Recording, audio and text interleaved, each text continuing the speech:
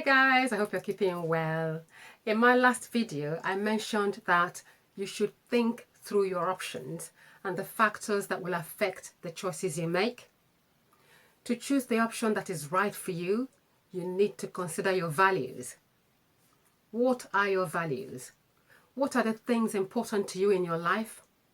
For example, would you prefer to spend more time with your family or with your friends? Is saving some money important to you? How much debt are you prepared to get into? Is your health important to you?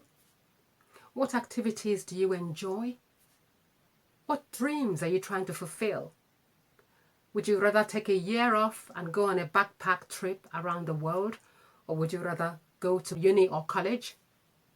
Always consider your values when making important decisions. To be continued in my next video. Take care, stay safe, and never stop believing in how awesome you are.